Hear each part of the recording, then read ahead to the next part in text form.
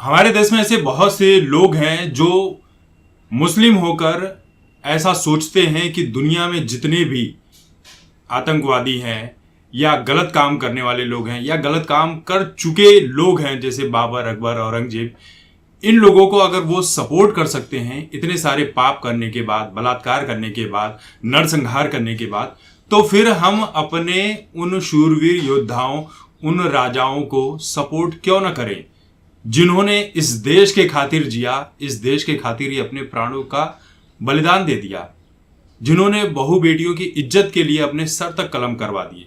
अगर वो उन लोगों का सपोर्ट कर सकते हैं तो हमें तो अपने लोगों का सपोर्ट करने का पूरा हक है, जबकि उन्होंने कभी कोई गलत काम किए ही नहीं। इस देश के लिए जिया, इस देश के लिए मर मिटे। कहानी इसलिए बता रहा हूं क्योंकि छावा फिल्म जब से रिलीज हुई है तब से लेकर अब तक इस देश में भूचाल सा मच गया है। और जब जब ऐसी फिल्में आती हैं ऐसे बहुत सारे लोगों के चेहरे सामने आ जाते हैं, और जब आप अपनी आवाज रखते हो तब यही लोग कहते हैं कि यार तुम तो हिंदू मुस्लिम वाली राजनीति कर रहे हो। तो भैया हम कर रहे हैं हिंदू मुस्लिम की राजनीति, तो तुम क्या कर रहे हो? तुम तो इतने बड़े सीधे साधे हो नहीं, तुम भी तो वही कर रहे हो और करते आए हो। बस तुम्हारे विरोध में जब कोई खड़ा हो जाता है तब तुम्हें लगता है कि यार ये तो हिंदू मुस्लिम कर रहा है, तुम करो तो चलता है, हम करें तो नहीं चलता है।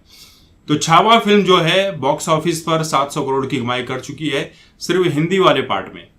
अभी तेलुगु भाषा में रिलीज होने को है, तो हैदराबाद में और तमिलनाडु में कई जगहों पर इस फिल्म के ऊपर रोक लगा दी गई है मुस्लिम समुदाय के द्वारा। जो मुस्लिम वहां पर फेडरेशन है उन्होंने कह दिया कि औरंगजेब का अपमान हम नहीं सहेंगे।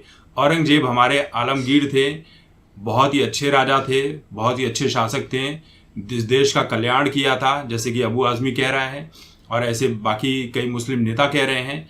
औरंगजेब को महान साबित करने में लगे हुए हैं, अपनी जी जान पुरजोर कोशिश करते हुए। तो फिल्म है भाई, भारत है, फिल्में तो रिलीज होगी ही, लेकिन इन लोगों की मानसिकता सामने टाइम टू टाइम आते रहती है। उसके बाद कहते हैं कि यार हमें गलत नज़र से देखा जाता है।